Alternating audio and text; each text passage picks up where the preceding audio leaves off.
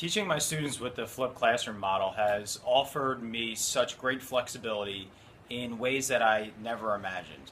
I knew that it would give me more opportunity for differentiation, but even that has transformed into different methods that I didn't think would ever be possible. And so differentiation is the first way that we're going to talk about as to how the flipped classroom has offered me this availability. In my room in the beginning of the year, we were working on multiplying with decimals. And students already know the methods and the system for doing multi-digit multiplication, and I teach them through a way to just use estimation and not change their process at all. And that's not the important part right now. The important part is that when they went home to learn how to multiply with decimals, they were given a choice. We had a brief introduction video, like I have right now, and then they were given the choice of three methods, whether it was traditional, lattice, or partial products. I told them, whichever method is the method you're comfortable multiplying in, continue your lesson in this method. And so they didn't have to watch the other methods. They didn't have to try to learn in a new method. I gave them the choice of how they wanted to learn through the method that they were comfortable with. And when they came to class the next day, regardless of which lesson they watched, they were all on the same page because they all had received the same important instruction on how to use the decimals. And that was a great way of differentiation that I really didn't imagine possible before. Blended learning is another great way to offer flexibility in my classroom. There are times where me standing at the front of the room trying to teach 30 kids a skill just doesn't work that great. Even when I was doing it before I flipped, it still just was a skill that just didn't work. And one of those that I teach is how to use a protractor and how to measure angles and draw angles. And that just has always been a difficult thing for me to teach. Well, this year I decided to blend that in my classroom. And so when I did this, the students all had a computer. We went to the computer lab and they were watching the instruction one-on-one, using their headphones to listen, and using the protractor right in front of them. They were able to pause, practice the specific thing I told them to do, and rewatch. And then when they were finished, I was walking around the room supporting and offering more small group instruction for students that felt like they still didn't quite grasp the concept.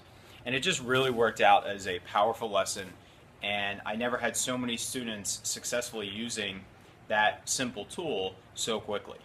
And that is just showing me how blended learning isn't always better. There's times where me in front of the room or us working as an entire class is the best way to learn, but it's not always the best way to learn. Another great flexibility piece that I've gotten from flipping my classroom is discovery learning. It's something that I've always tried to incorporate in my classroom in the past, where I can offer the students multiple scenarios that kind of guide them through figuring out how these operations in math work. And I think that's a really important way to learn. Well, in the past, if I had a 50 to 60 minute time frame for my math class, I could introduce the activity, explain the directions, go over the process that they're going to be trying to discover, and then I would only have about 15 to 20 minutes to offer my students because I would have to stop them short, bring them back, and teach them the skills so the next day we could come in and use it. Well, now I can give them 45 minutes to really try to figure this out, and then they go home and they see the lesson and they learn whether they figured it out correct or they see how close they were. And it's been so much better because many more kids are figuring it out and genuinely grasping the concepts and figuring out the patterns, and then they're going home and they're excited to see that they did get it right, and others are so close, and then when they go home and they see it, they are still excited because they know how close they were. So it's actually given them time to discover that learning, but also built in genuine excitement and a desire to learn these things. And the last way, kind of similar to the discovery learning, that flipping my classroom has made my room so much more flexible is more time. And a teacher can only dream of having more time. It's the thing that we always say we want more of. And I'm not giving you more time in your prep, but I'm giving you more time with your kids. And their homework is so much more valuable, their homework is so much more purposeful, and so when they are coming into class, you can spend that genuine time doing project-based learning, doing small group instruction, just letting them practice in front of you, and you're there to support them. It makes your homework more valuable, and it makes your class so much more valuable, and you get this genuine time to work with your kids versus spending so much time trying to deliver the content to them in class that you run out of time to get that interaction with them.